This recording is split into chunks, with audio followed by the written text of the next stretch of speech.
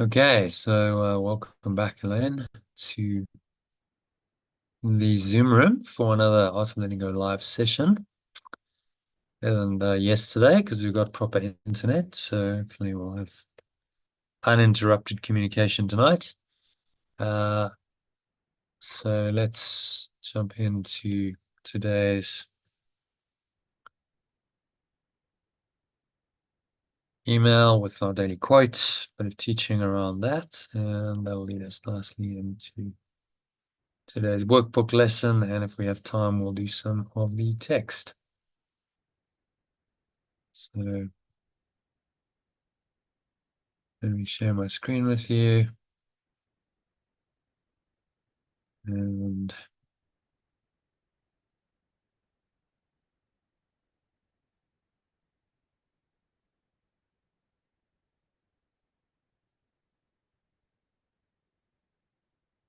all right, so if you can read that headline quote, I'll make it a bit bigger for you from a guy called Denis Waitley. Happiness cannot be travelled to, earned, worn, or consumed. Happiness is the spiritual experience of living every moment with love, grace, and gratitude. Yeah, very profound quote. Happiness cannot be traveled to. A lot of people think, their next holiday, their next destination will hold happiness, or earned. So, money, good works. I think we can earn happiness by doing good works. Worn, so, wearing designer labels. Consumed, eating, drinking, consuming. He points out happiness is just the spiritual experience of living every moment with love, grace, and gratitude, which is the flow we've talked about. Living in love, grace. Grace is a course term actually, but we could translate that as flow. So really what Denis Waitley is saying is we can only be happy now. Happiness is based on an experience based happiness is an experience based on living our deepest inner qualities, which come from and are part of perfect love. Experience based on living our deepest inner qualities, love, grace, and gratitude that he points to.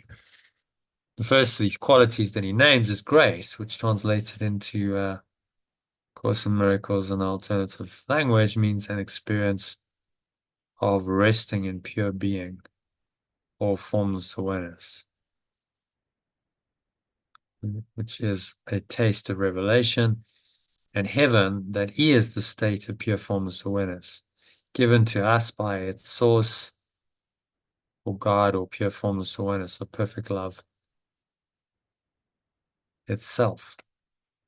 So this grace isn't earned. No action is required from the person experiencing it because it's everyone's natural state and right. But forgiveness or letting go and miracles, or as we call them in alternative language, corrections, are fundamental beliefs. Prepare our minds to experience it. So we must be willing to confront, challenge, and overcome these fundamental beliefs.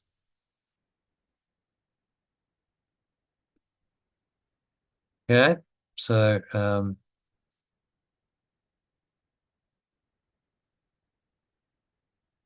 everyone's grace isn't earned, no action is required from anyone to have it. It's everyone's natural state and right. But forgiveness or letting go and miracles or corrections of fundamental beliefs prepare our minds to experience it. Therefore, grace implies living in a miracle-minded way, or translated into even simpler language, continuously letting go of blocks to your happiness, such as sin, guilt, fear, and anger, and allowing joy to arise in and flow through you and direct all your thoughts, words, and actions. So very much grace equals the flow. In Christian terms, it's just the Christian name for this idea of flow. So 2,500 years ago, Lao-Tzu called it Wu Wei. We call it grace. Mihaly Csikszentmihalyi called it the flow, but whatever you call it, it's the same power, it's the same experience. So the idea of grace expressed in this quote by the Apostle Paul from the New Testament actually inspired Martin Luther to start the Protestant Reformation movement in Europe, which laid the foundation for the Renaissance and the Industrial Revolution that profoundly changed society and the world over the last 500 years. So Renaissance was a flowering of, it was an awakening of the mind into saying, well, we're not just limited to these very restrictive mind patterns that have been imposed on us for thousands of years by the church. We can actually think for ourselves. We can create ideas, technology, art, sculpture, and so on. And so it was a flowering of human potential. And the Industrial Revolution followed from that, because you can't expect to liberate people's minds and unlock all this technological innovation, and then the world's just going to stay the same. It's not. People are going to invent things and do things that profoundly change it. So this was the quote from Martin Luther. I think we've looked at this before, but just read it again in the context of the idea of grace as flow. Yeah. And some of these other ideas I've just shared. For it is by grace you have been saved through faith, and this is not from yourselves, it is the gift of God, not by works, so that no one can boast. Yeah, so what's that saying, really? Well, it's not coming from our separate self, it's coming from our pure formless awareness. And it's saying it's given. You see, before this, Martin Luther was brought up in the Catholic tradition. He was a Catholic priest. And they'd got into this misunderstanding of the scriptures that it was somehow you could work your way into heaven. So you could buy your way in. The Catholic Church at the time was selling indulgences. So you could literally buy your sin. You paid money and then they would forgive your sins. And he was like, no, that's not right. That's not actually according to scripture. And he couldn't, because of all that Catholic programming, he struggled to get his to really understand this quote. But he spent a whole night, apparently, just contemplating this particular quote in Ephesians. And that helped him break through into an understanding of what this grace really means, what the grace of God really means. And as a result of that moment of insight, he was then inspired to write his 95 theses and nail them on the door at the church in Wittenberg. And that document kicked off the whole Reformation, which in turn led to the Renaissance and in turn led to the Industrial Revolution. And here we are 500 years later, and the world is profoundly different because of that one night of where Martin Luther struggled with his ego and eventually broke through into grace. And if you make those connections, most people wouldn't know that, would they? But that one moment of grace where he got a lot closer to God inspired the rest of his life, and as a result of that, of his life's work, he kicked off these profound processes, the Reformation, the Renaissance, and the Industrial Revolution that have profoundly changed society and the world over the last 500 years. So look at it from the integral model. Let's have a look at the 4 quadrants. You start to see how it actually, example like this, how it actually works in practice. So there's the integral model. So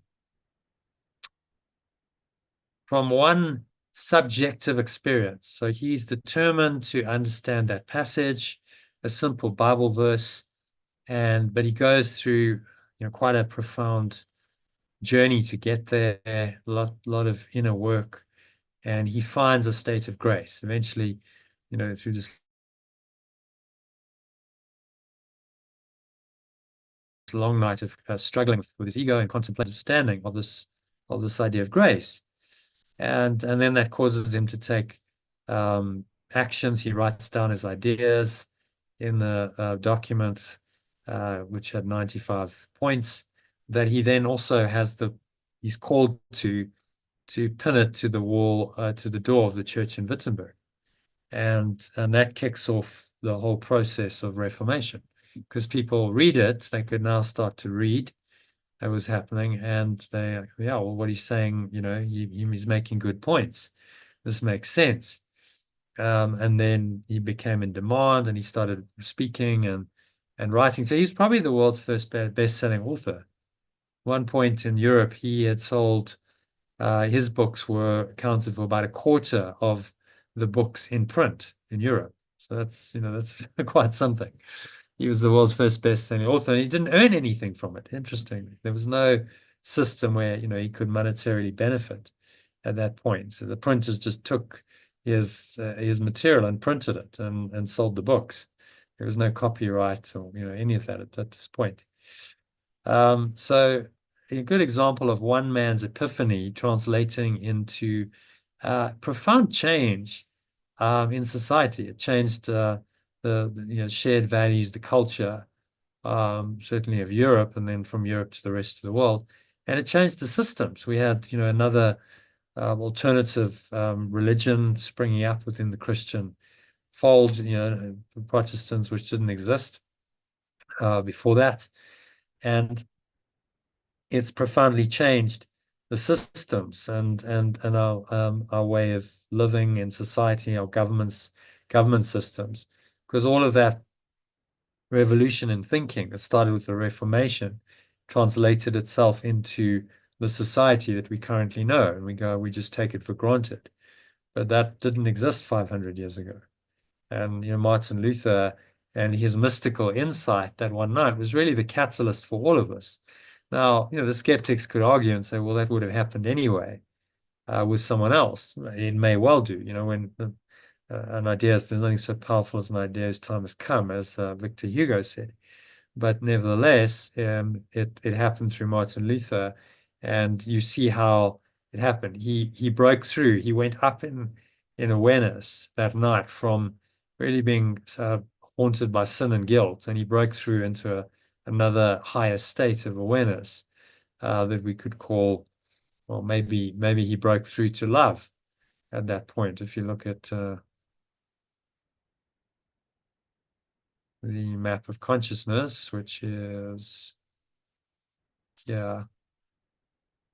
So from being at sin and guilt, quite low down and in negative, he suddenly broke through, and certainly into probably reason.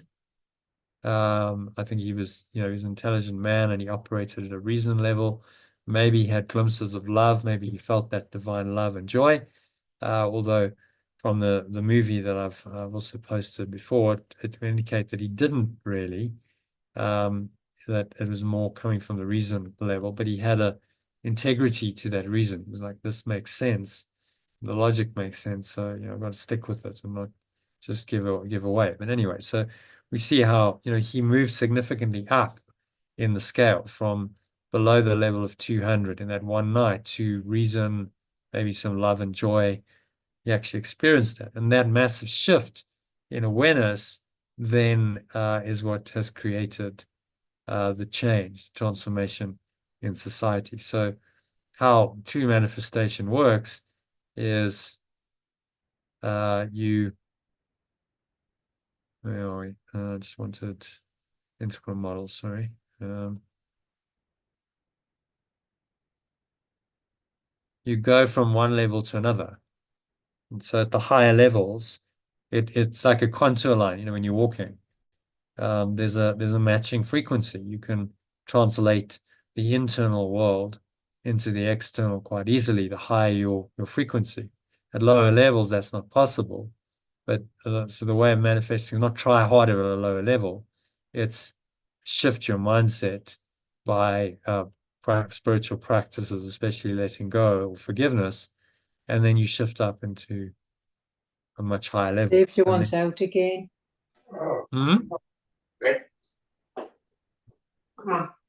Sorry, yeah. Sorry, yeah, trying to interrupt. So the way of this gracious manifestation is you do the internal shift, you do the internal work, it shifts you up the levels. Maybe several levels up if it's a profound shift. And then from that expanded state of awareness, you naturally, if you're inspired to speak and act, you are acting at a higher vibrational frequency. And so things that couldn't happen on your lower level can now happen because you're a vibrational match for it, explained in simple terms. So that's how miraculous manifestation works. You do the inner work, you follow the guidance of that self, and it tends to then just lead to these these miraculous results. But you know, it's as a result of this inner work that you've done, which can sometimes take years.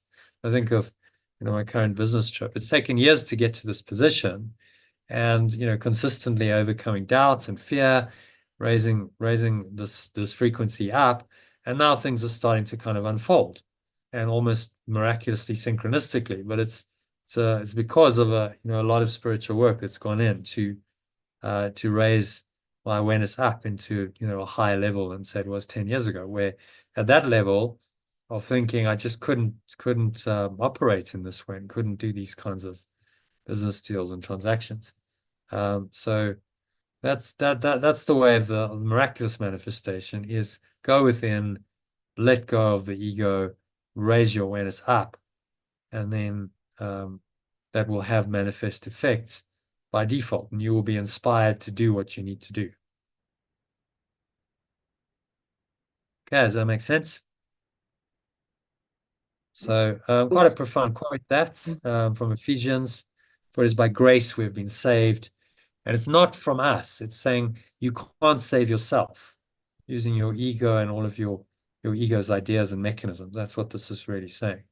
Saying you surrender to God. It comes from God, your source. You can't do it by works. It's just something that you've got to trust and surrender to, and so it, follow the guidance. A lot of so people it, say, "Oh, well, this is just, I can't sit around twiddling my thumbs," but that's not what it's saying. no, It's saying just surrender. You're not saved by works, but you might be inspired to do works as a natural yeah, extension of your loving awareness. But that's very different from thinking you're going to be saved by them, isn't it? yeah. So yeah, it would not by works just means that your feelings, or you've got to really graft to actually deserve to get deserve to get this feeling towards God. Yeah, but it's saying you don't have to. It's Because grace, that's yeah, available right now. It's just most people are too blocked to receive it. So then the spiritual work becomes, well, I've got to let go of those blocks, which can take years, and so-called work. But if you're sitting quietly meditating, or you're in a discussion session like this, or you're doing a breath break, or just reading the course on your own, is that really work? And you say that's like normal work that's just earning you money, 9 to 5. It's not really. It's a different kind of, it's something that you actually can really enjoy and go deeply into. So this state of mind that he's taught, that Martin Luther's called grace, is what psychologist Mihaly Csikszentmihalyi called the flow state.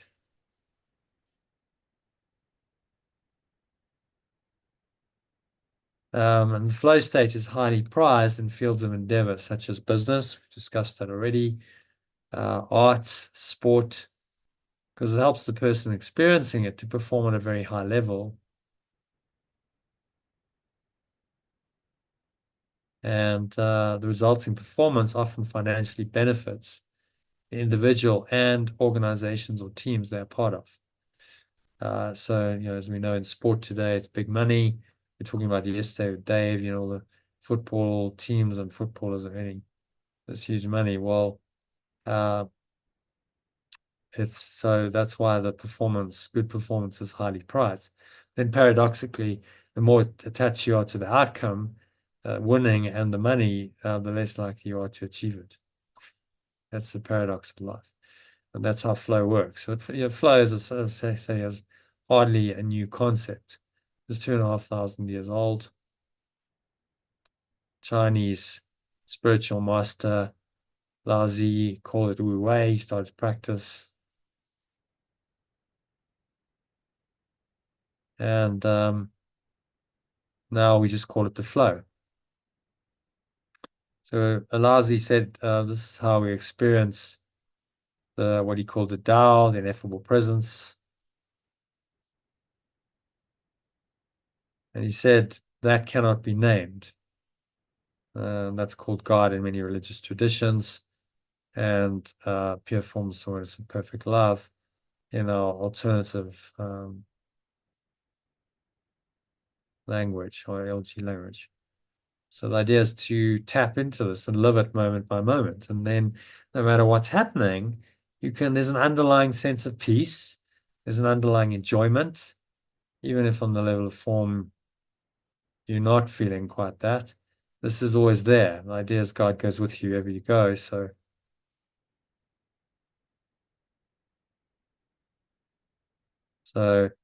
this ineffable presence that quote says cannot be named is called God in many religious traditions, and pure formless awareness of perfect love in alternative language, moment by moment in our daily lives. So if you want to watch, there's a bonus 35-minute video on these concepts, ancient Taoist concept of Wu Wei. So whether you call it grace, whether you call it miracle mindedness, flow, or Wu Wei, it's really the same state of mind, that's timeless, universal, and it doesn't belong to any particular religion, school of philosophy, or spiritual tradition, but to all of them.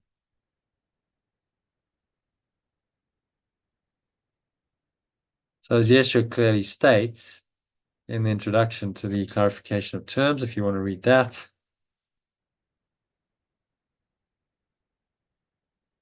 Elaine, I think you muted, so you know.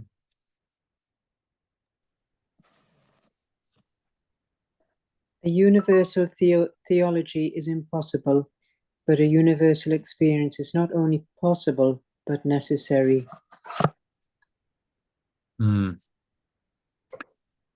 So he's saying, yeah, on a theological basis, we'll never all agree. There's various theologies. That's where traditional religion comes in. Okay, so theologically, Christian teaching doesn't necessarily reconcile with Buddhist teaching, with Islam, with Judaism. They all have a different theology. So he's saying that's impossible, but qualifies that by saying a universal experience is not only possible, but necessary. So it comes down to the experience that you can have. And that is so uncannily similar across different ages, different centuries, different spiritual traditions, and different mystics and masters and sages have had the same, very similar experiences of this presence we call God. So focus on the experience, he's saying, and not on the theology, which is where most formal religious leaders get hung up, because they've studied the theology for too long and they think that is it. And there's nothing outside of theology. Instead of using it as a springboard and saying, well, okay, I know the theory now, let's actually practice this and apply it. And I want to experience the peace of God. I want to experience this. If you ever watched The Chosen, it was well illustrated with the story of Nicodemus. Nicodemus was the elder rabbi, he's like the chief rabbi, and in Israel, so in a very high position, but he knows himself that he hasn't really got it. He's a theologian and he's learned the Torah and he knows the theory, but he doesn't really know God. And he knows that in his heart. And then along comes this fairly young man compared to him, half his age, Yeshua, and starts teaching and preaching in a way no one ever has and does these miraculous things. And he's like, well, show me how you do that. I want to know. And so he's desperate to meet Yeshua in the first series of The Chosen because he knows how limited the Jewish theology is, and that there's something else. And what Yeshua demonstrated was that something else, more fully, completely, and truly than anyone else ever had. So therefore, he wants to connect with him. So that's a good example in history of where this universal theology came in. Okay, so you can download the Perennial Philosophy, which is an ebook. Title the same. You can download it free. In case you'd like to dive into the subject of the Perennial Philosophy, which really just means that it's a universal, evergreen philosophy. This isn't going to suddenly go out of fashion and go away. It's here to stay, and often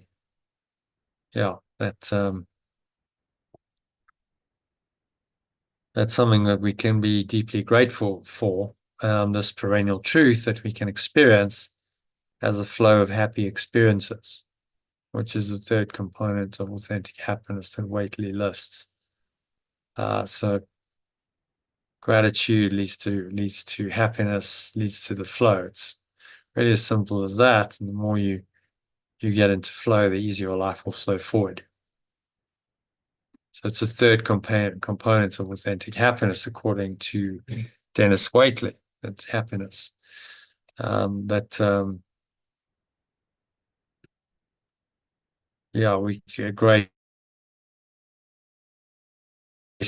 grace is essential. Gratitude helps us to truly appreciate these experiences, has an uplifting kind of luster to them. It makes them into experiences of love and peace and joy. And Yeshua calls joy in today's mind training lesson. So that brings us to our lesson today. So let's have a look at that, shall we? Just going to bring up lesson 190.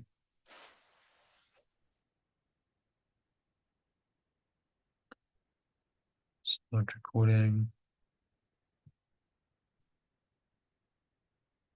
Okay, so if you can read that lesson 190, then in the original, the alternative, kindly for us. I choose the joy of God instead of pain. I choose the joy of perfect love instead of pain. Yeah. So let's see what he has to say about that. Again, a simple idea. All right. So shall we do I'll read the original, you read the alternative again. Yeah. So pain is a wrong perspective. Pain is a wrong perspective. I'll just read till number 5 because it's probably you read till number 5 because there's only translation coming in at number 5. When it is experienced. When it is experienced in any form, it is proof of self-deception. It is not a fact at all. There is no form it takes that will not disappear if perceived correctly. For pain proclaims the pure formless awareness of perfect love is cruel. So I'll read it now. So for pain proclaims God cruel, then you read an alternative. How number can 5. it be real? Oh, for pain proclaims the pure formless awareness of perfect love is cruel. How could it be real in any form? How can it be real in any form? It witnesses to God the Father's hatred of his Son, the sinfulness he sees in him, and his insane desire for revenge and death. It witnesses to perfect love the source's hatred of its extension, the sinfulness it perceives on its own extension, and its insane desire for revenge and death. From the top. Yeah. Mm-hmm. Pain is a wrong perspective. When it is experienced in any form, it is proof of self-deception. It is not a fact at all. There is no form it takes that will not disappear if perceived correctly. For pain proclaims that pure formless awareness of perfect love is cruel. How can it be real in any form? It witnesses to perfect love the source's hatred of its extension, the sinfulness it perceives in its own extension, and its insane desire for revenge and death. It's just talking about pain and how it's the wrong perspective. And if it's experienced in any form, it's a form of self-deception. Mm. Yeah. Again, he's just, he's just highlighting, he's getting us to look at the ego, which is made up in various ways of pain, sin, guilt, fear, any of these emotions, attack thoughts, it's all pain. It's a form of, even if it's not physical pain, often it translates into physical pain, but it's emotional, it's mental and emotional pain. It's the emotional anguish of being separated from your source. And he's saying, well, it's all just nonsense. It's a wrong perspective. It's not true. It witnesses to perfect love the source's hatred for its extension, the sinfulness it perceives in its own extension, and its insane desire for revenge and death. That's what it witnesses to, which is clearly insane, and it's not anything that we should take seriously. And then he carries on in the same way. So can such projections be attested to? Again, read it. Just read it in the alternative until number 5. And I'll Yeah. Can such projections be attested to? Can they be anything but wholly false? Pain is just a witness to the extension's mistakes in what it thinks it is. It is a dream of fierce retaliation for a crime that could not be committed and for attack on what is wholly unassailable. It is a nightmare of abandonment by an eternal love that cannot leave the extension which extends out of love. the translation is which it's a nightmare of abandonment by an eternal love which could not leave the Son whom it created out of love. So the Son is the extension which it extends out of love. So if we are extended by love itself, how can we not have love? If that is our source, we are extended from the source, we must be exactly the same as our source, logically. How is it possible that we don't have love then? And the truth is, it's not possible. We must have it. We've just denied it in our madness. And pain is a sign of that madness. Pain just witnesses to the Son's mistakes, the extension's mistakes in what it thinks it is. So we think in pain, let's look at one of our diagrams. The into the descent into hell one. So pain, all of this that comes from the idea of being a separate self is a form of pain, because you feel separated from your source, which is where the pain originates. You feel disconnected from your own source, your own awareness. You feel guilty, you feel sinful, you feel fear, you feel anger, hatred, you accuse, you project this onto other people. Because, can these projections really be attested to? When they come from a false idea and they're just witnesses to pain, all of it, an entire world, from the ego's perspective, witnesses to the reality of separation and all of the pain and suffering that it brings. Now, of course, if you focus on that, then you can see that the world offers a lot of pain and suffering if you want to see it. And many people, unfortunately, especially as they get older, start focusing on that.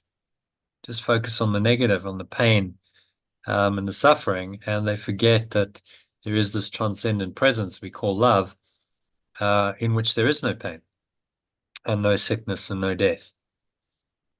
So again, he's just highlighting this for us and saying, pain, any form of pain, mental, emotional, physical pain, is just part of the illusion, and it's a dream of fierce retaliation for a crime that could not be committed and for attack on what is wholly unassailable.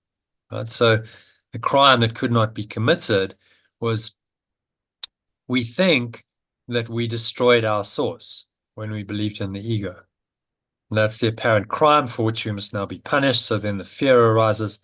But that crime couldn't be committed because your source is eternal. You can't destroy your source. It's not possible. But the ego believes that it can and that it has. And that's the delusion that we've got to overcome. So it's really very simple, isn't it? There's just a simple, tiny, mad idea of separation going on, and there's guilt and sin. What makes it tricky is it's all being projected out of the mind into this seeming reality we call the physical universe, and in which all these projections seem now to be real. The accusation, the blame, the attack, the fear, the sin, the guilt, the hatred, the death, it's all there in the projection. And now we think that we really are living in a body, as a helpless innovator little life, which is hell of limitation, lack, loneliness, suffering, and inevitably death, because the world we've created attests to that and says, yes, this is the truth.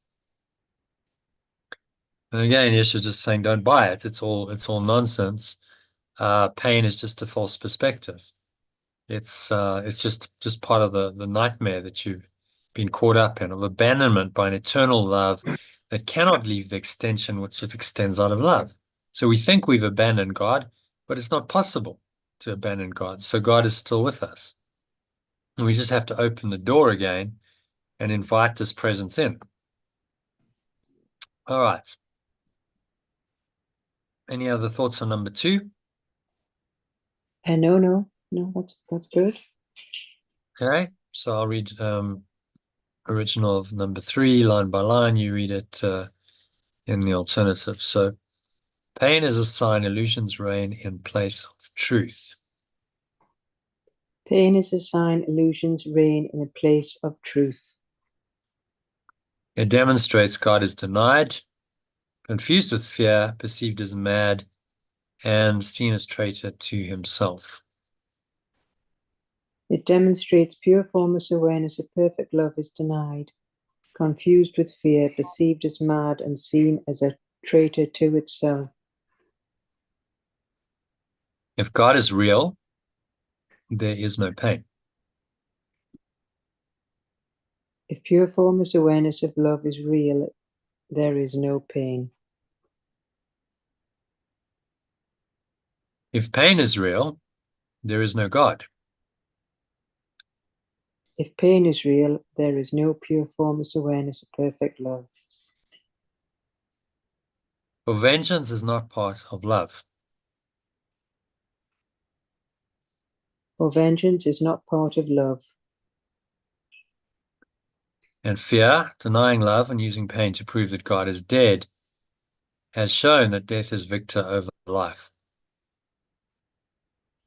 And fear, denying love and using pain to prove that pure formless awareness of perfect love is dead, has shown that death is victor over life.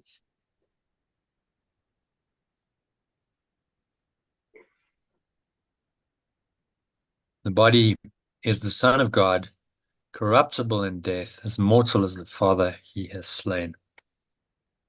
The body is the extension of perfect love, corruptible in death, as mortal as the source it has slain.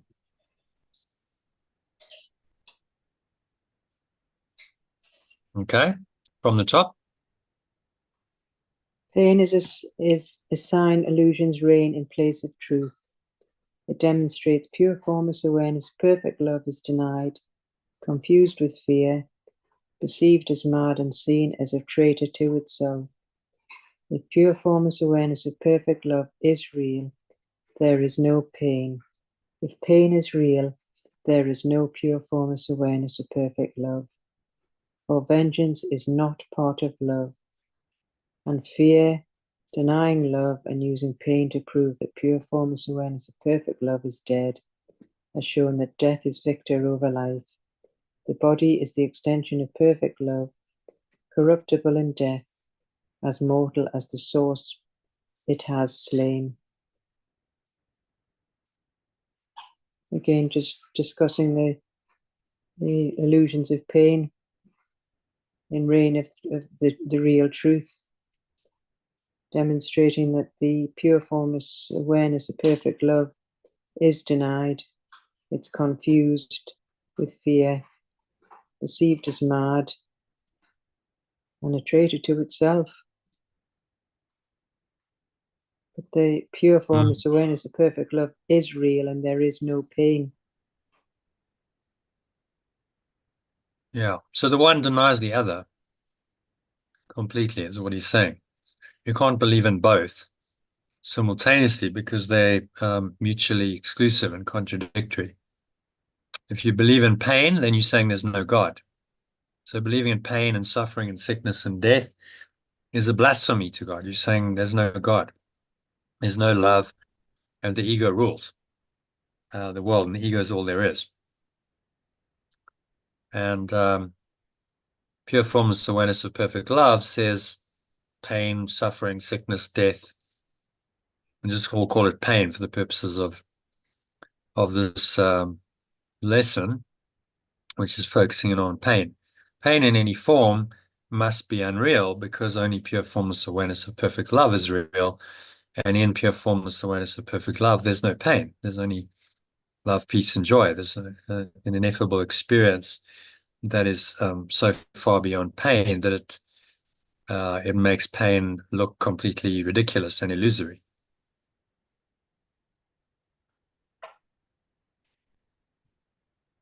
But he's giving us the dichotomy, isn't he? He's saying, well, here are the two perspectives, here are the two perceptions, and you must choose between them. You can't have both. Okay, so I'm happy with number 3. Let's go on to number 4 then. Peace to such foolishness. I think you can just read that in alternative. So peace to such foolishness, I just translate as I need to stop such foolishness. I need to stop such foolishness. The time has come for me to laugh at such insane ideas.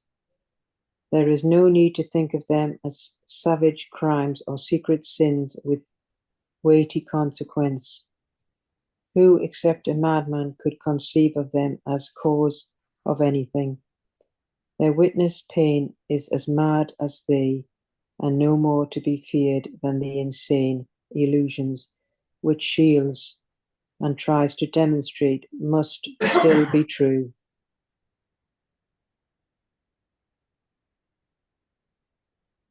Okay, thoughts on that? Well, just how foolish it is, and it's time now to start laughing at such insane ideas. Making light of it. So laughter and saying that, this is just ridiculous. How can this be real or true? Is a big part of undoing it. You no longer take it seriously. You're no longer in awe of the ego. You no longer fear it. No more to be feared.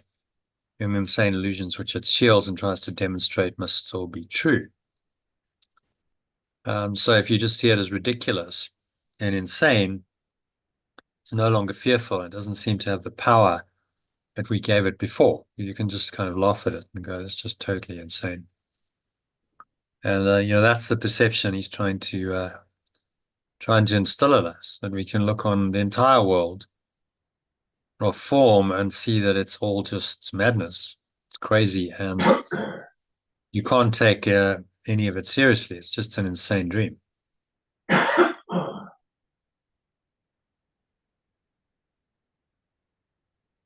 Pain just denies that. Pain tries to keep you hooked into your ego and to the illusion. And that's why the ego uses it. It wants to engender pain in you so that you believe that pain is real, and therefore the reality that brings about the pain is also real, which it does quite cunningly, doesn't it? Putting us in physical bodies, pain seems to be real. It's never very, very far away. Even pleasure, if you seek pleasure, well, then there's the downside of, well, when you don't have the pleasure, then you're suffering and you're in pain. Any addict will tell you that. Didn't get what you want, and now there's a suffering because you think you're lacking and missing what you need, what you think you need. So pain and pleasure are just two sides of the same illusory coin. He's asking us here to go beyond pain and pleasure into a transcendent dimension, beyond pain, beyond pleasure, beyond all duality, and find ourselves, capital selves, in that awareness and that awareness alone. Okay, so it is your thoughts alone that cause you pain. You can probably read this in the alternative until number 7. It is my thoughts alone that cause me pain. Nothing external to my mind can hurt or injure me in any way. There is no cause beyond myself that can reach down and bring oppression. No one except myself affects me. There is nothing in the world that has the power to make me ill, sad, weak, or frail, but it is I have the power to transcend all things I perceive by merely recognizing what I am. As I perceive the harmlessness in them, they will accept my pure formless awareness as theirs. And what I perceived as fearful will now become a source of innocence and pure formless awareness. So it's just saying how it's just our thoughts alone that cause the pain. There's nothing external can hurt or injure us. So it's It's just no quite a one. radical statement. For a lot of Mm, people, that's really hard to accept, isn't it? To say, well, yeah. I've been hurt.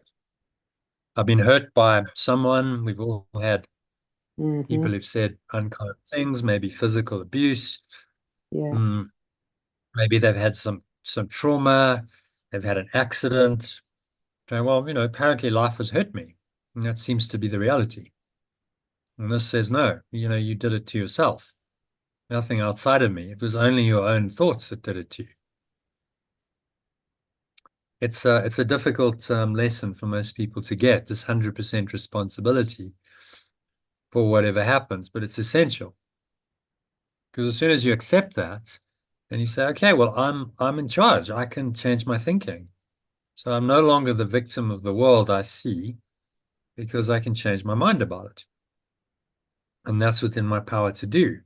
And if I change my mind, then everything changes because my mind is fundamental to my experience. If I was in miscreating my reality my whole life because I've got a faulty belief system, if I can change that belief system, then the effects no longer need to happen. And that's what, when we really do shift internally, we start to see that our mind really is all powerful and it does create our reality.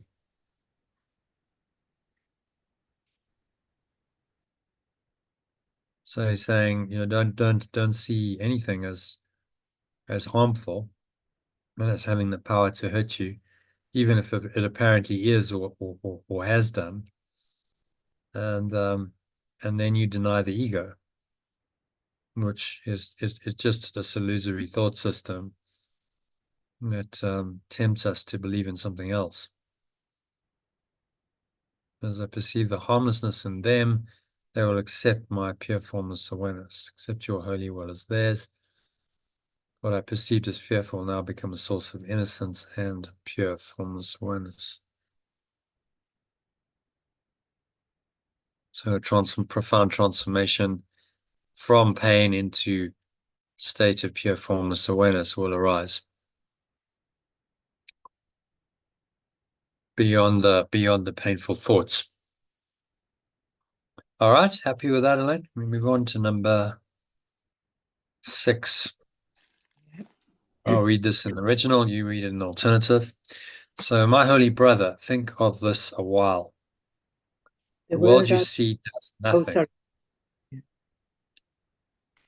The world I perceive does nothing. It has no effects at all. It has no effects at all. It merely represents your thoughts. It merely represents my thoughts. And it will change entirely as you elect to change your mind. And choose the joy of God as what you really And it will change entirely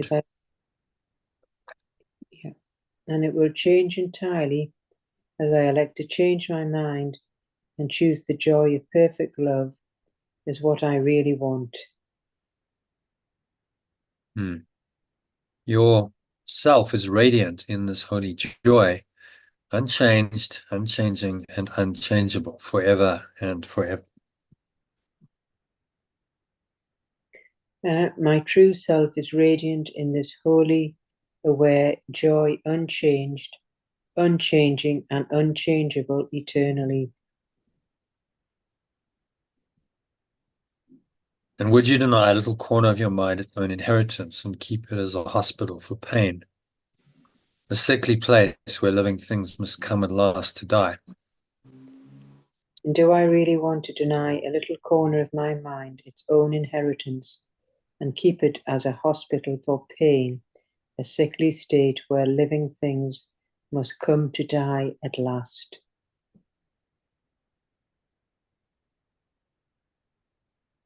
Okay, from the top, an alternative. Yeah. The world I perceive does nothing. It has no effects at all. It merely represents my thoughts. And it will change entirely as I elect to change my mind and choose the joy of perfect love is what I really want. My true self is radiant in the holy, aware joy, unchanged, unchanging, and unchangeable eternally. Do I really want to deny a little corner of my mind its own inheritance and keep it as a hospital for pain, a sickly state where living things must come to die at last? I was just saying it's all just coming from our mind, when really the world we see does nothing, just represents our thoughts. So we can elect to change this state of mind. And do we really want to deny this other part of us, this inheritance that's away from pain and sickly states and so forth?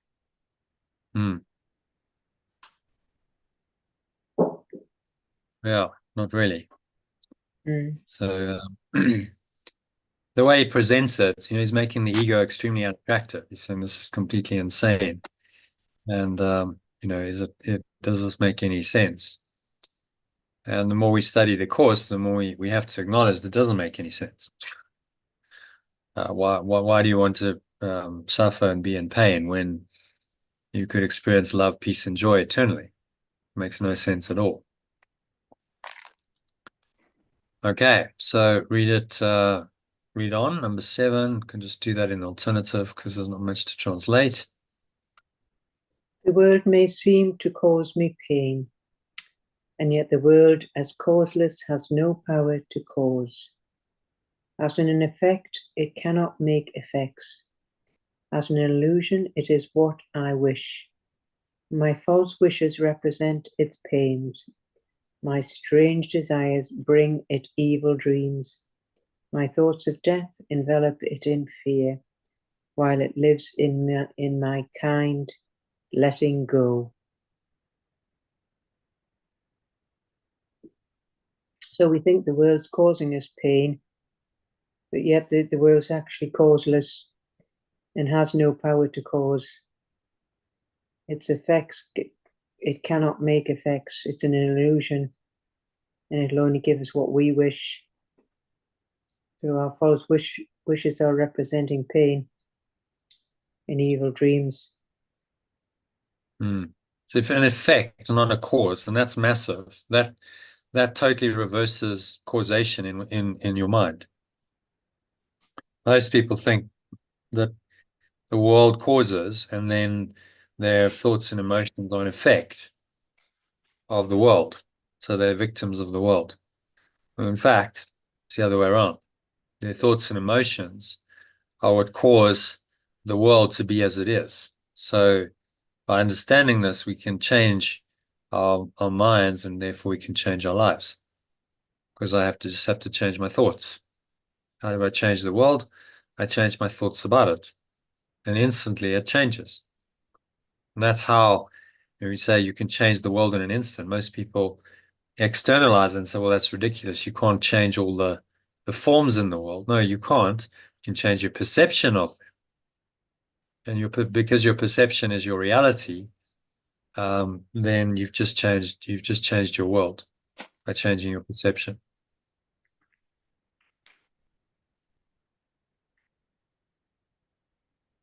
Okay. So happy with number 7. Let's crack on. Pain is the thoughts of evil taking form and working havoc in your holy mind. Pain is the thought of evil taking form and working havoc in my innocent mind. Pain is the ransom you have gladly paid not to be free. Pain is the ransom I have gladly paid not to be free. In pain is God denied the Son he loves. In pain, pure formless awareness of perfect love has seemingly denied the extension it loves. In pain does fear appear to triumph over love, and time replace eternity and heaven. In pain, fear appears to triumph over love, and time replaces eternity and the state of pure formless awareness. And the world becomes a cruel and a bitter place where sorrow rules and little joys give way before the onslaught of the savage pain that waits to end all joy in misery. And the world becomes a cruel and bitter place where sorrow rules and little joys give way before the onslaught of the savage pain that waits to end all joy in misery. Well, from the top, an alternative. Pain is the thought of evil taking form and working havoc in my innocent mind. Pain is the ransom I have gladly paid not to be free. In pain, pure formless awareness of perfect love has seemingly denied the extension it loves. In pain, fear appears to triumph over love, and time replaces eternity and the state of pure formless awareness. And the world becomes a cruel and bitter place where sorrow rules and little joys give way before the onslaught of the average pain that waits to end all joy in misery. Yeah, the savage pain. Yeah. So again, he's giving us a bit of a stick lesson here. The world becomes a cruel and a bitter place. And I think when you see people who dedicate their mind to the ego, you see that it's not Yeah. a happy outcome, is it? No, So no. it's a cruel, bitter place, and it's not going to end well because they get old, they get more and more pessimistic, They age, they suffer, they die, and it's like, well, what's the point of all that? But they've done it to themselves through their misperception of themselves and of the world. They could change their mind if they chose to, and that's exactly what he's encouraging us to do. So, this doesn't have to be. It's just a misperception. You hold to this idea of pain because you hold the idea of separation and cherish it. And why not just let it go instead? And so the world, if you look at it incorrectly, the ego seems to be very powerful. It seems that pain and suffering and sickness and death are almighty. They're far more powerful than love. Everything dies. There's really no hope of any lasting joy. The best you can expect is maybe a few scraps of pleasure, which can get snatched away from you at any point, and then eventually you die. And it's all just really pretty disastrous. And we try and find some comfort in that disaster from material things. Well, if I consume this, if I own this, if I have a special relationship, if I have an adventure, if I have an experience, if I take a substance, it'll be better. The misery will abate somewhat. And that's why people get addicted to these substances and activities, because the misery is, they temporarily relieve the misery of life, but not for long, because nothing the ego does will work. It actually, in the end, just makes your misery worse. All of which seems to be pretty desperate, except he's saying, well, it's not. You've just got to see it for what it is, as the disastrous thought system it is, and then let it go. Don't believe any of it. It's all false. So he carries on in this theme. Lay down your arms, he says, and come without defense into the quiet place where heaven's peace holds all things still at last. Can read the alternative, Elaine. You're muted, by the way. Oh, sorry. Yeah. I will let go of my defenses and come without defenses into the quiet place where the peace of pure formless awareness holds all things still at last. Lay down all thoughts of danger and of fear. I will also let go of all thoughts of danger and fear. Let no attack enter with you. I let no attack thoughts enter with me.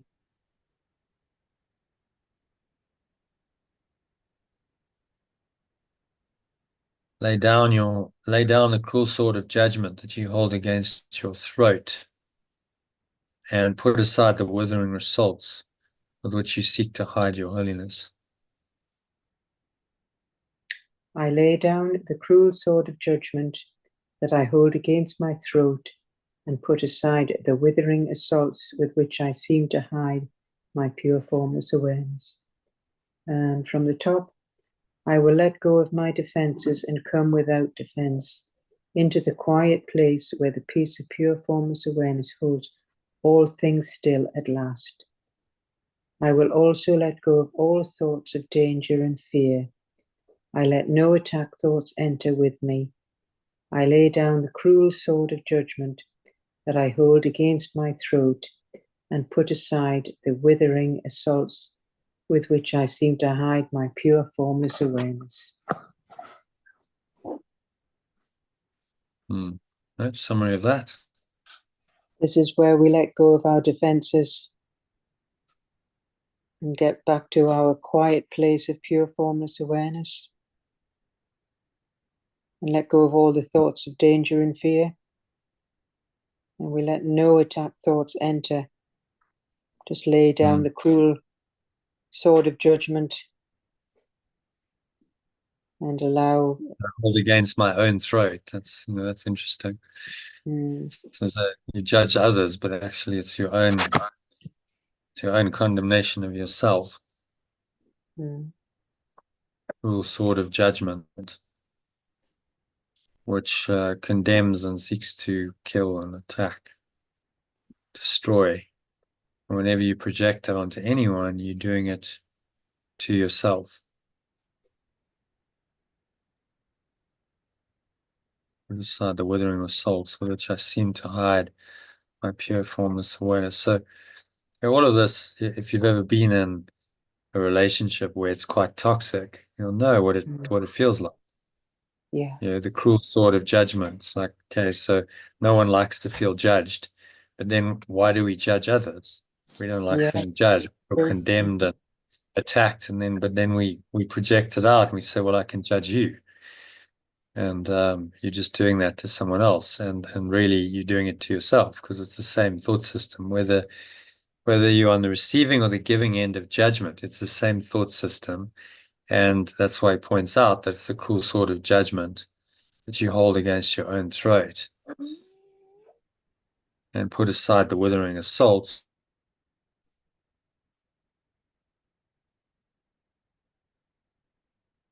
We with that we attack people. It can happen. It's normally verbal, and you try and attack them and cut them down to size, to bring them into line with your expectations, or to undermine them or demean them. But really, you're just hiding your own pure formless awareness in doing that, because that all confirms in your own mind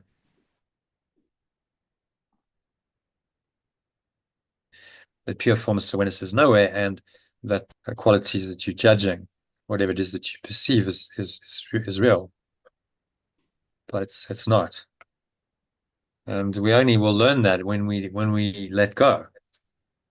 When you really let go of that critical, condemning nature, and you allow love to come in, then you start seeing, well, actually, that never was real. It was just a misperception. And beyond this is a better world, the real world, where actually love, peace, and joy do exist, and I can experience those, and I can help others experience them. Isn't that a far better reality than one dedicated to pain, suffering, sickness, death, and all of that is just a symbol of attack on yourself as the son of God by this crazy idea that you somehow have sinned and you deserve punishment. That's where the thought of attack comes from. You deserve punishment, then you must be attacked to mete out that punishment.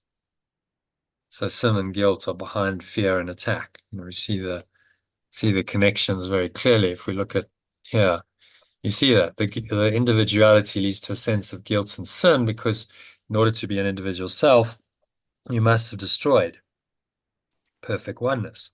You can't have an individual self and also have perfect oneness. And then inevitably, the guilt and the sin lead to the fear of punishment. And if you fear punishment, then you're going to be attacked, and you invent a fearful, wrathful, vengeful God and all kinds of characters in the dream who will carry out the imagined punishment and make it seemingly real. And that's the whole problem. That's what we're trying to solve here. It's not to do this. Okay. So number 10, should we carry on? Yeah. Yeah, well, you understand there is no pain. In this state, I will understand there is no pain. Here does the joy of God belong to you. Here does the joy of perfect love belong to me. This is the day when it is given you to realize the lesson that contains all of salvation's power. This is the day when I realize the lesson that contains all of awakening's power.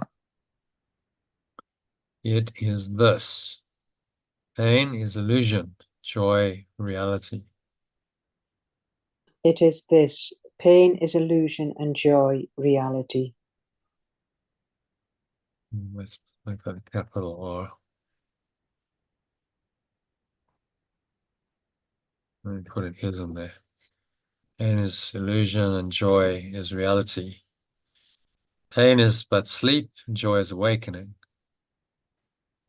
Pain is only sleep and joy is awakening.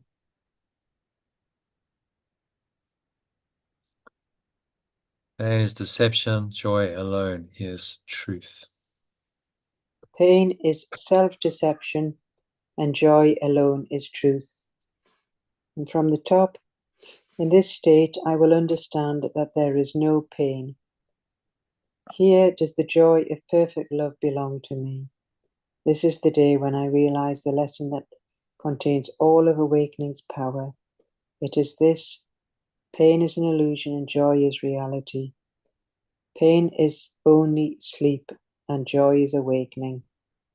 Pain is self-deception and joy alone is truth.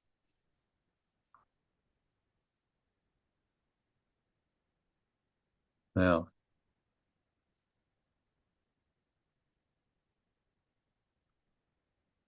amen. Mm-hmm.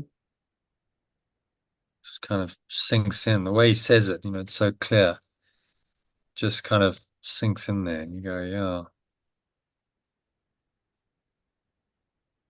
And you feel that that is true.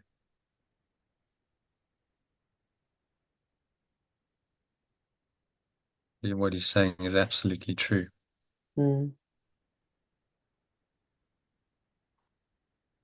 And so that's what these words are designed to do, is get through to us on that deeper experiential level. And then, like, I just had a moment there, and it's just like, duh, yeah, Mm.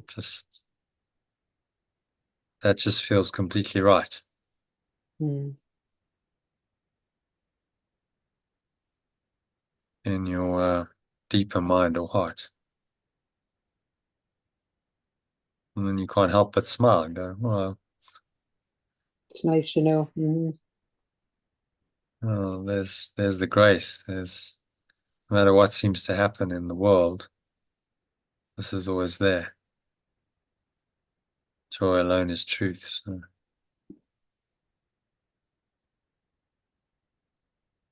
find find the joy, because it's there. It must be. It alone is the truth. It's the truth that must be present, because the truth is eternal. So it must be there. It's just you covered it over with pain. But you can't carry on believing in pain if you're going to accept that only joy is real. Joy alone is truth.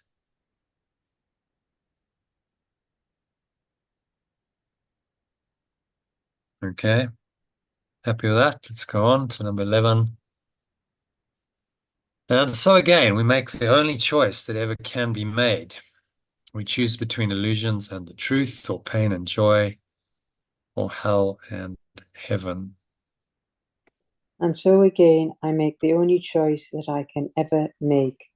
I choose between illusions and the truth, or pain and joy, or victimhood and the state of pure formless awareness. Let our gratitude unto our teacher fill our hearts as we are free to choose joy instead of pain, our holiness in place of sin, the peace of God instead of conflict, and the light of heaven for the darkness of the world. I let my gratitude to my teachers fill my heart as I am free to choose my joy instead of pain, my pure formless awareness in place of sin, the peace of perfect love instead of conflict, and the state of pure formless awareness over the negative awareness of the world. From the top. Yeah. And so again, I make the only choice that I can ever make. I choose between illusions and the truth, or pain and joy, or victimhood and the state of pure formless awareness. I let my gratitude to my teacher fill my heart as I am free to choose my joy instead of pain, my pure formless awareness in place of sin, the peace of perfect love instead of conflict, and the state of pure formless awareness over the negative awareness of the world. So it's just letting us know that we do have a choice between the two. We can choose between truth and pain, joy and victimhood. So we are free to choose. So why not fill Mm. our heart with the pure formless awareness instead Yeah. of the negative awareness of the world? Yeah.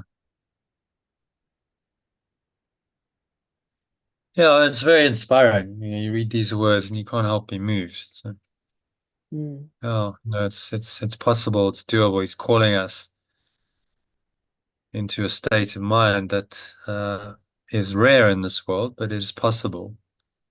And in fact, it's our natural state. The, the gate of awareness of the world is not the truth. It's not our natural state. And in some part of our mind, we know that because we remember there's something else. And so then there's this dissatisfaction with the world as it is because we remember something else. And we know this ultimately isn't true. That's when the spiritual path really starts in earnest.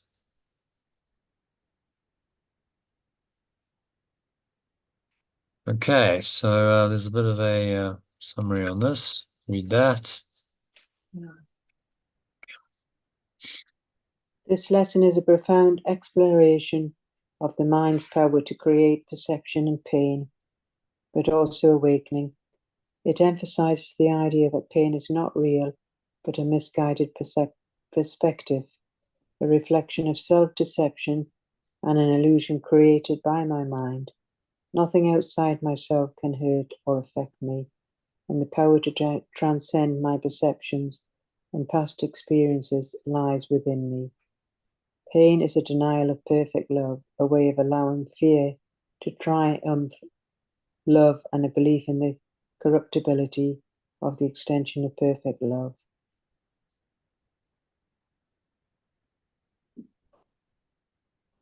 Okay, thoughts on that? Well, it's a nice paragraph, isn't it? We can decide which one to choose from, pain or awaken to the joy.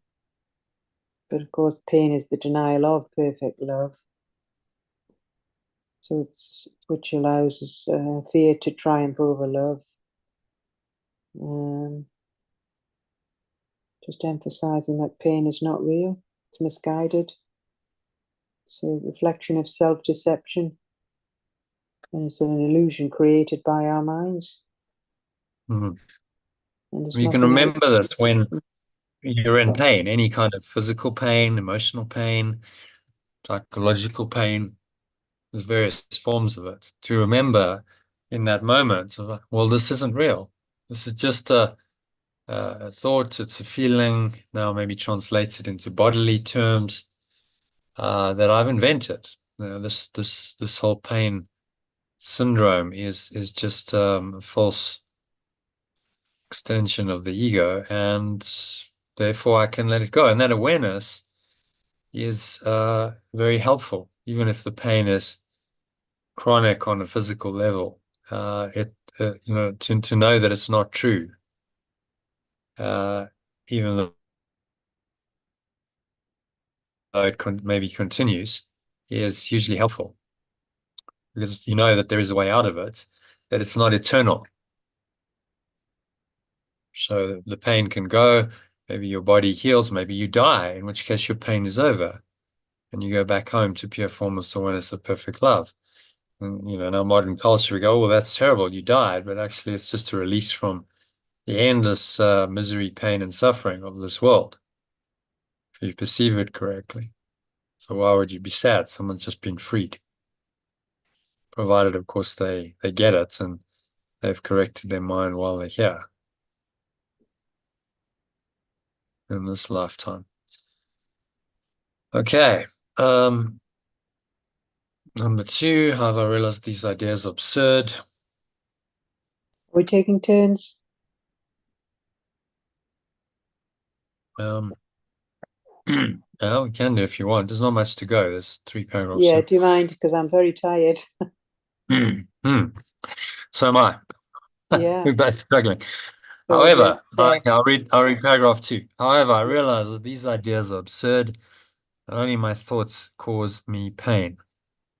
I'm called to change my mind, Recognize the harmlessness in everything and let go of fearful perceptions.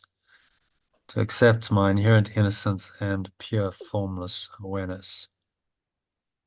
The world I perceive is merely a representation of my thoughts and a manifestation of my wishes and desires with no power to cause me pain or any effects at all. Okay, so what's he saying there? Just saying that our mind has got nothing to do with the world. It's an effect. Sorry, it's a cause. Yeah, the world is cause. The world is, sorry, effect, and the mind is cause. And that's a fundamental reversal Mm. of the ego's misperceived reality. It says the world is the cause, and your thoughts and emotions are the effect. So it's completely upside down, but that's what all you'd expect from an insane world. So the ego says the objective world that you perceive, then things happen, and then it causes you to think and feel and act in certain ways. So your subjective experience is dependent on the seemingly objective reality of the world outside of you, and you react to all of these outside circumstances and events with emotions and thoughts that are not necessarily helpful, and that's being the victim of the world. So that's the price of turning reality upside down, is you become a victim. But if you turn it right side up again, you say, no, actually, my thoughts and emotions and my state of mind is really primary, and I decide on that. I can make a choice right now about that, and then what happens in the external world is going to reflect my inner reality. So as within, so without. And so this upper left quadrant, interior individual, is where this course is aimed. It's designed to bring us back into that awareness which we've denied, and start claiming this awareness more and more. Which then means that it gets extended out by the law of extension or projection. It must be extended out. Whatever you're feeling within gets extended out into the illusion, and things here show up on a different level. That's how miraculous manifestation works. All right. So two more paragraphs to go. Do you want to read? In fact, I'll read this and then you read the key message. So today I choose to let go of my defenses and judgments and enter a state of peace in which there is no pain. I understand that pain is illusion, whereas joy, pure formless awareness, and love are real and belong to me. Finally, I'm empowered to make a choice between illusions and truth, and pain and joy. I accept perfect love and the state of pure formless awareness, and am free from the negative awareness of the world. Okay, so thoughts on that? Sorry, it's just is obviously in the kitchen making sort of noises. Okay. But just letting go and not judging. Hmm. And we're empowered now to choose. And accepting perfect love in the state of pure formless awareness. And then we're free from this negative awareness of the world.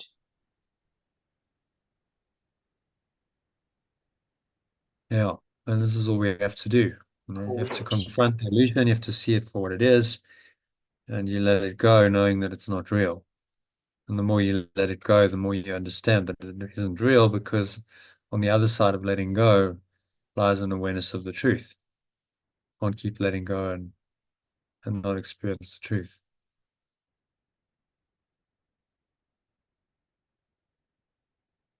Okay, and then just the key message to wrap it up.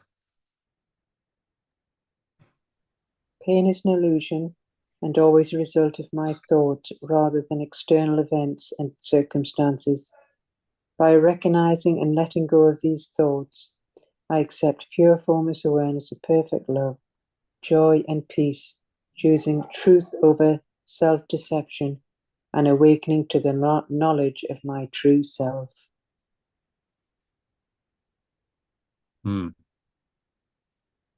Yeah, so it's very clear, very good message, very comforting.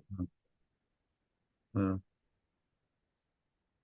He has these Just, lessons where he focuses on different aspects. So today is the lesson on pain, and he's saying pain in any form. So that's all pain, suffering, mental, emotional, physical, which is pretty much it's quite a feature of this world. In case you hadn't noticed, there's a lot of pain in various forms. This is all part of the illusion, and don't take it seriously.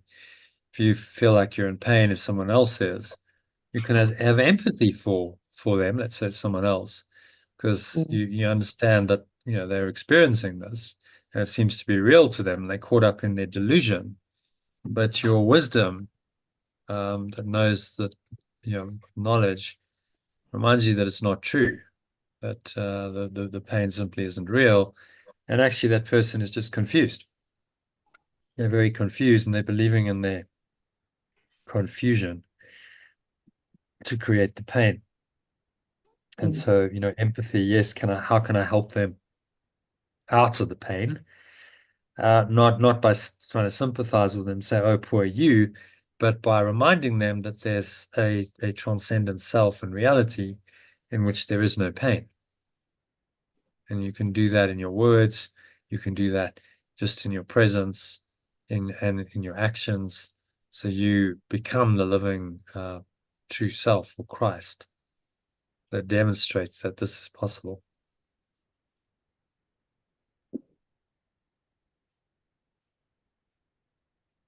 Okay, so any other thoughts on the lesson? I think it's pretty clear.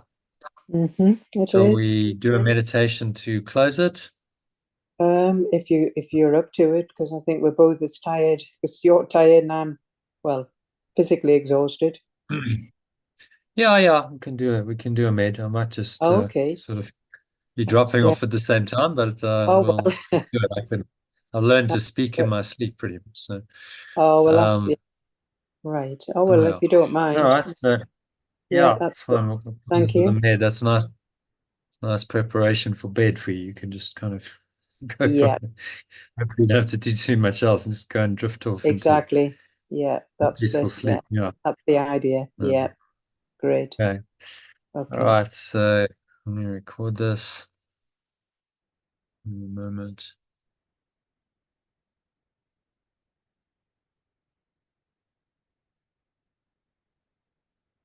Yeah. All right. So this is a meditation on today's lesson 190, which is I choose the joy of God instead of pain. Or alternatively, I choose the joy of perfect love instead of pain. So just making yourself comfortable, sitting in your favorite meditation posture, your feet shoulder width apart, your back straight. Cup your hands in your lap, close your eyes, and start off by taking a nice deep breath in through the nose. Just breathing in, noticing how the stomach rises and the chest rises, subtle flow of air in through the nostrils, just pausing at the top of the inhale. Smile, scan your mind, and just notice any thoughts, any emotions, and related body sensations going on, particularly anything that feels negative or limiting or contracted or constricting in any way. Breathe into that. Just remind yourself that I choose the joy of God instead of pain. I choose the joy of perfect love instead of pain. So whatever you're experiencing is a form of pain. You breathe into it. You remind yourself that pain is just a wrong perspective. It's a false perspective on the world. It's not a fact at all. It's just an illusion that you've made up based on the false idea of separation, sin, guilt, fear, attack. All of that is what makes up the apparent pain that you experience. So this pain isn't real. It isn't true. And therefore you can safely let it go. So again, breathe in this lovely joy, the joy of perfect love to every pore and every cell, your body, every part of your mind, every fiber of your being is in this joy of perfect love instead of pain. And visualize a golden or white light kind of flowing in to every pore, every cell, every muscle of your body, every part of your mind, every fiber of your being is in the joy of perfect love.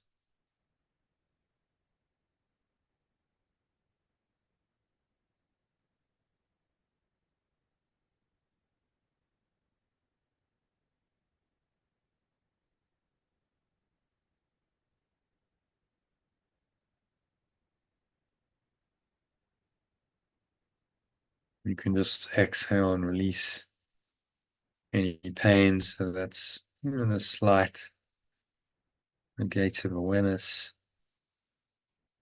Any feeling of resistance, subtle fear, anxiety, anger, frustration, attack thoughts. Just exhale and blow them out.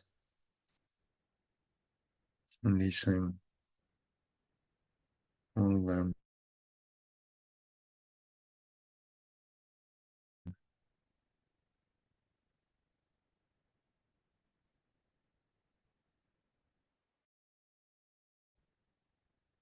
Blowing them away.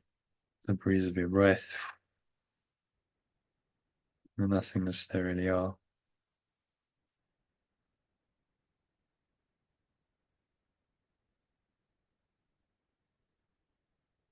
Imagine you blowing them away like a dark cloud or black smoke.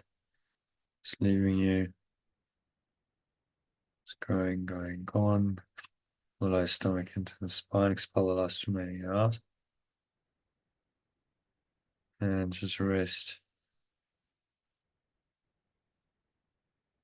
in the stillness, in the quiet, in the peace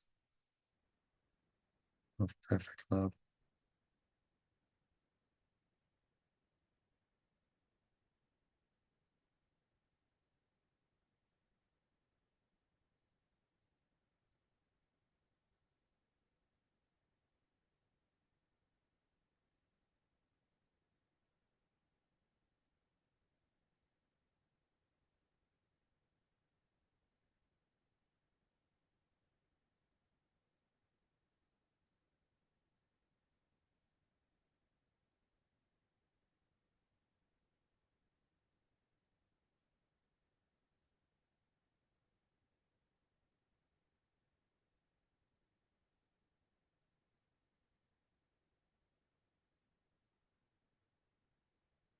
So there's really nowhere else to go, nothing else to do, nothing else to think about.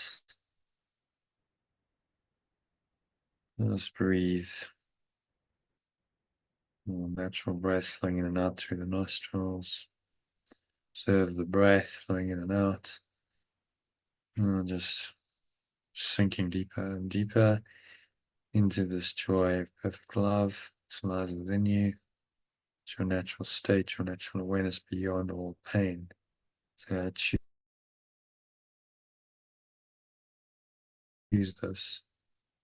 Choose the joy of God instead of pain. Choose the joy of perfect love instead of pain. God is perfect love, which means there's unconditional love. It's the only kind of love that's really true in alignment with this holy love, perfect love of God. So touch that, just allow yourself to go there. Surrender everything. He says, let go of this world, let go of this course, and come with holy empty hands unto your God. That was in yesterday's list. Just do that now. Just let it all go.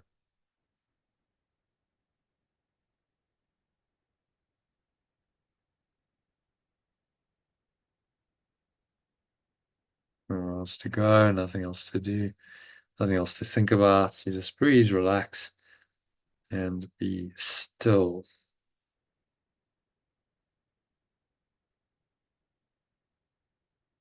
for the next couple of minutes of deep silence.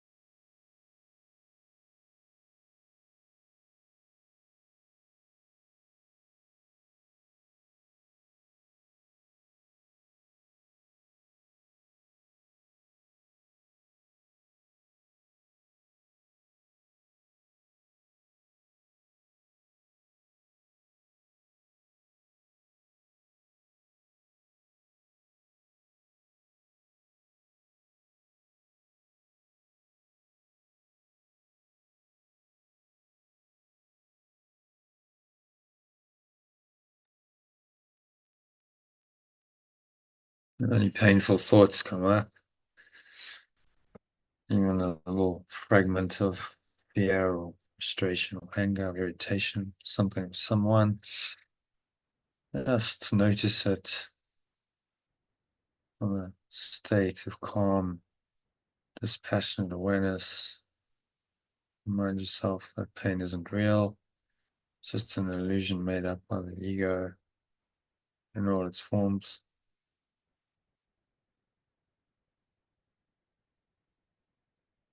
And remind yourself that I choose the joy of perfect love instead of pain.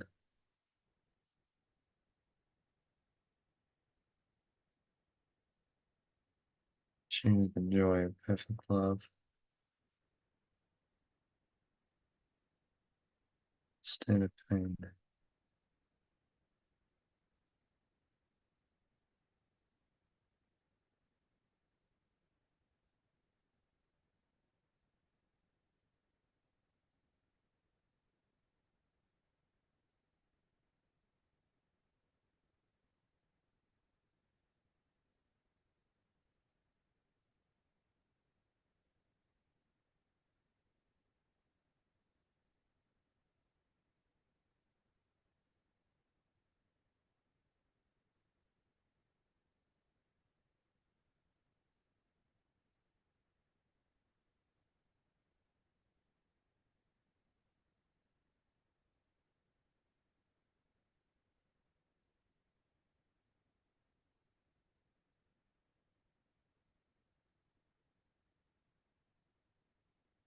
So just blow out all of that pain with the breeze of your breath.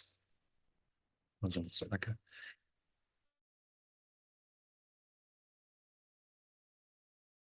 dark cloud or black smoke leaving you.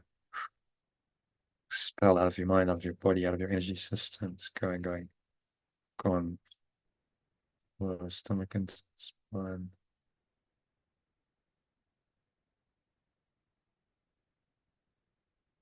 Blowing it all away with the breeze of your breath into the nothingness that it really is. Maybe in this empty state, you can get a glimpse.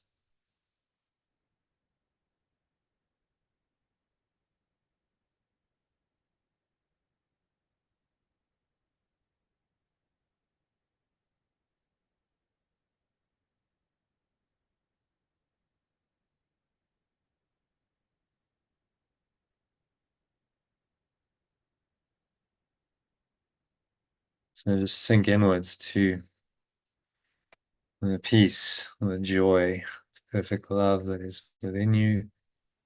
It's waiting for you there to reveal itself. You cleared your mind. Let your awareness just drop into this awareness deeper and deeper.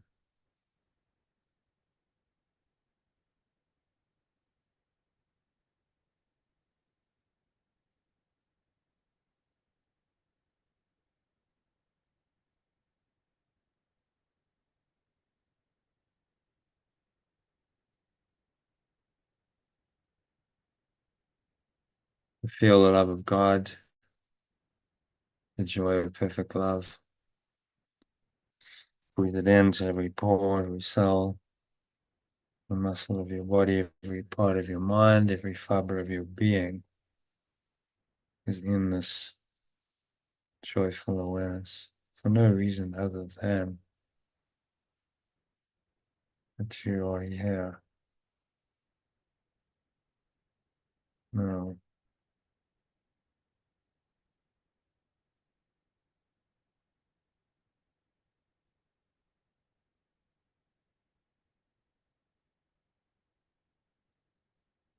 Going deeper and deeper, deeper and deeper into the joy perfect love's lesson points to as a felt experience rather than just words.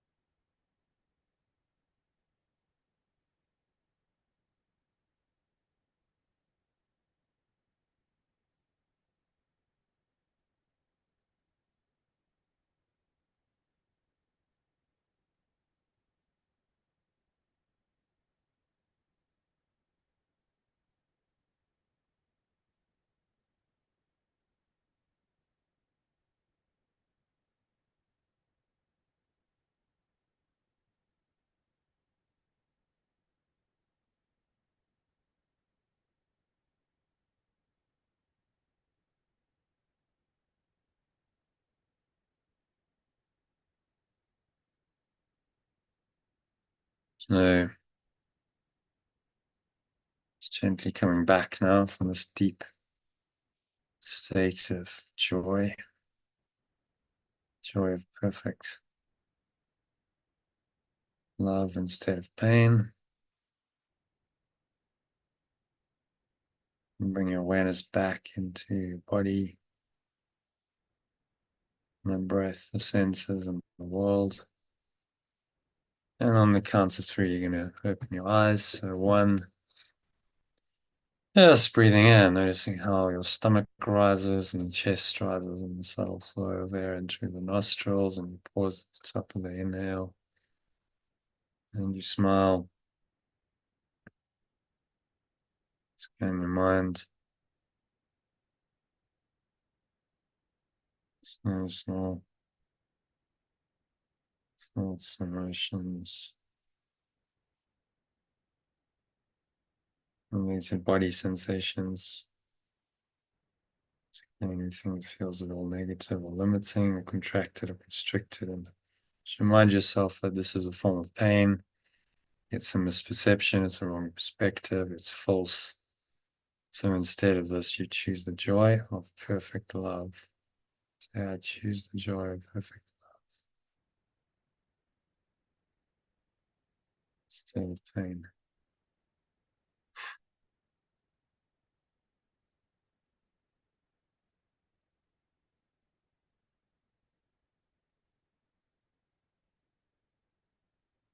So just exhale all of this imagined pain out. And it's like dark cloud or black smoke, leaving you going, gone. On the lower stomach, and the spine, expel the last remaining air out.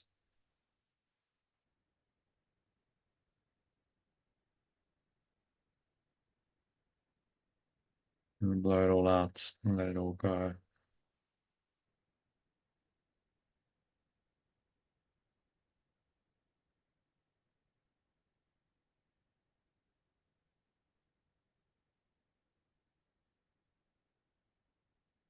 At the bottom of the exhale, pause. Just be aware of the weight of your body pressing down into the chair, your feet touching the ground, noticing what you're feeling, touching with your hands. Maybe there's a subtle flow of air in your skin. Notice that as you breathe in. Notice the smell of the air, subtle taste in your mouth, perhaps. Notice what you're hearing.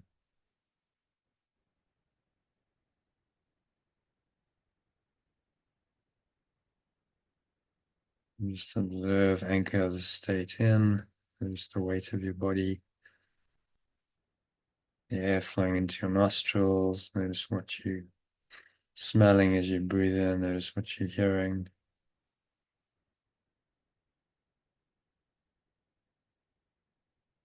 Be aware that all of this is illusion. None of it's really true. It's just a trick played by your mind, give you these sense perceptions in a seemingly external world to make itself, being the self, real.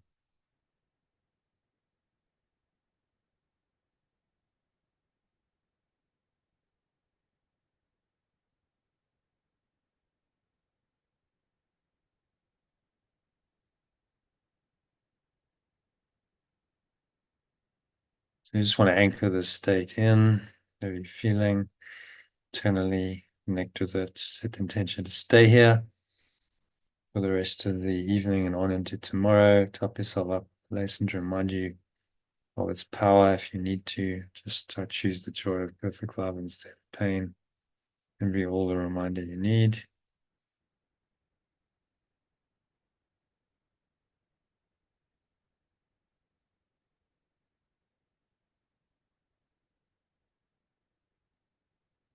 So you're going to anchor the state in, set the intention to stay here. So it is said, so it is done.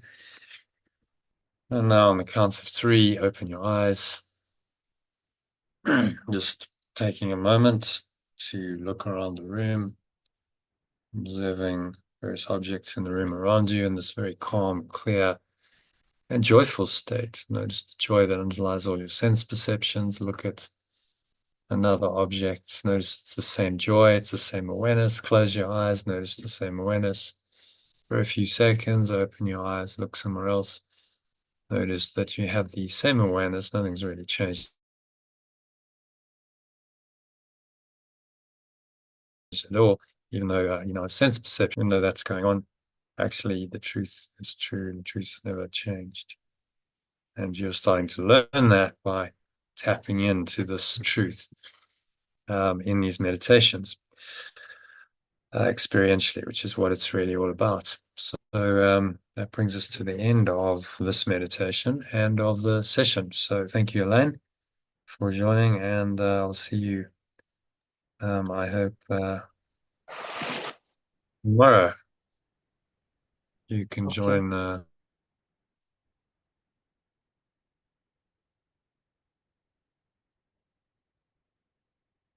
time at say 6:30. Yeah, that's good. Right, does that work? Mm-hmm. Yeah. That's good. Okay. See you then. Okay. Thank And you. Good night. namaste. Good Namaste. night. Namaste.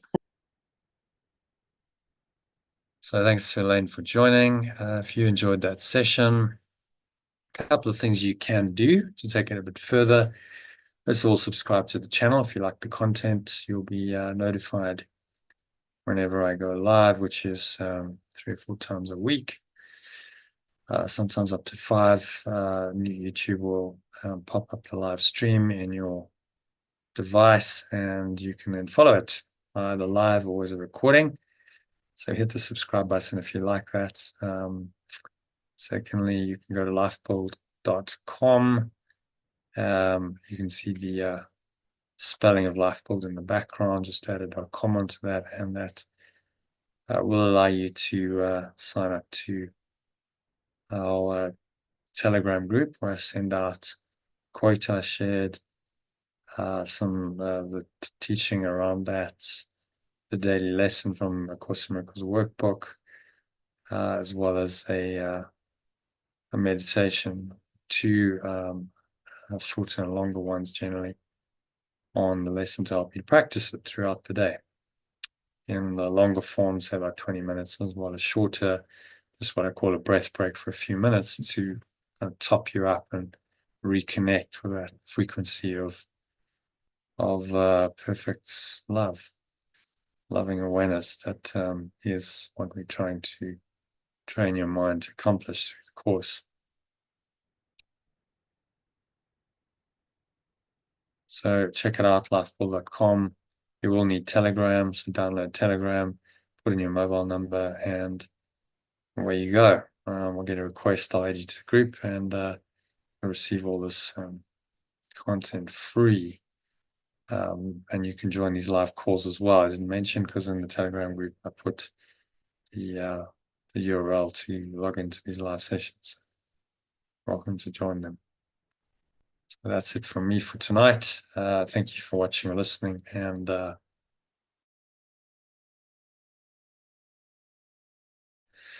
namaste, which means the true peaceful self in me acknowledges not as that same true peaceful self in you, Christ in you. Wishing you much love, peace, and joy. Hope to catch you on the inside soon.